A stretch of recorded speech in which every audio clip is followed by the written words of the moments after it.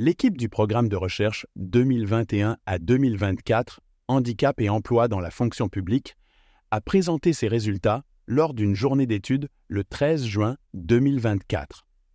Les résultats de recherche ont été complétés par la présence d'invités extérieurs pour discuter de certains sujets.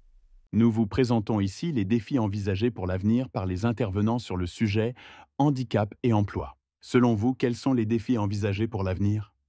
Alors on voit que tout doucement quand même ça commence à bouger dans le bon sens et ça c'est positif.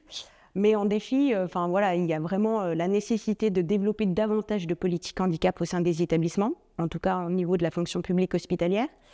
Et je crois assez à la mutualisation pour permettre aux plus petits établissements de pouvoir aussi bénéficier d'un référent handicap et d'une politique handicap et du coup de développer davantage des politiques handicap qui soient mutualisées à l'échelle d'un territoire via des services de santé au travail, via la mutualisation d'un référent handicap pour permettre une certaine équité entre les agents pour être accompagnés dès lors qu'on est concerné par une situation de handicap.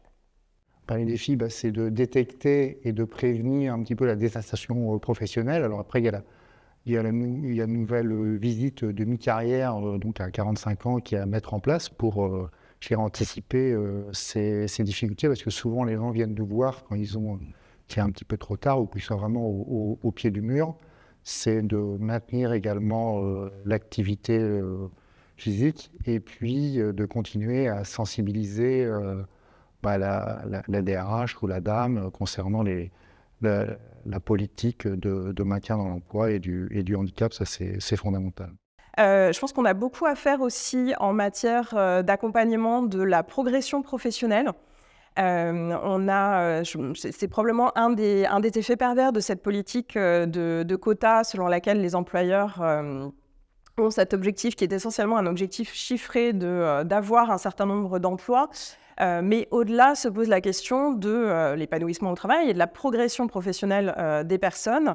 Et là, on a beaucoup de progrès à faire en la matière, en termes de formation, de développement de formation accessible, d'accompagnement, d'encouragement de la progression professionnelle. Travailler sur la formation des seniors, parce qu'aujourd'hui, on a des formations qui existent, mais qui sont souvent des formations longues avec des parties théoriques et des parties pratiques.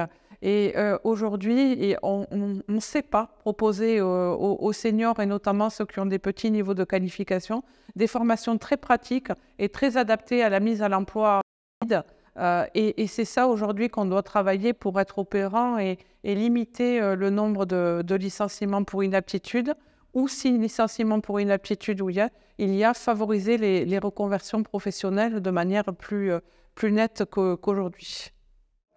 C'est parvenir à faire en sorte que la politique en faveur de l'emploi des personnes en situation de handicap soit pleinement intégrée au niveau de la politique RH globale au sein des 3 versants de la fonction publique, de considérer qu'effectivement on fasse en sorte que ce soit une politique qui soit l'affaire de tous et qu'elle rentre encore une fois pleinement, elle soit pleinement prise en compte à la fois dans le cadre des parcours d'emploi, dans le cadre des maintiens en emploi et au bénéfice du plus grand nombre et qu'encore une fois, elle soit partagée par tous. C'est sans doute l'un des plus grands défis puisqu'aujourd'hui, l'action des référents handicap est parfois un peu isolée. Le premier défi, c'est faire en sorte que les politiques publiques mettent les moyens pour qu'on puisse saisir les situations les plus complexes et ne pas avoir des réponses standardisées alors que les situations sont très diverses. Et le second défi du droit aussi, et de l'encadrement juridique de ces politiques publiques, le second défi, c'est d'être capable de saisir le caractère évolutif des situations. À l'heure actuelle, on met les personnes dans un silo, une catégorie, et on ne permet pas finalement qu'elles en sortent pour basculer sur une autre catégorie avec un autre type d'accompagnement. Donc on fige finalement la situation de cette personne, alors même que sa situation de santé ou de handicap peut être évolutive, ou pourrait lui permettre de retrouver des perspectives d'emploi qu'elle n'a peut-être plus avec la première catégorisation qui est intervenue.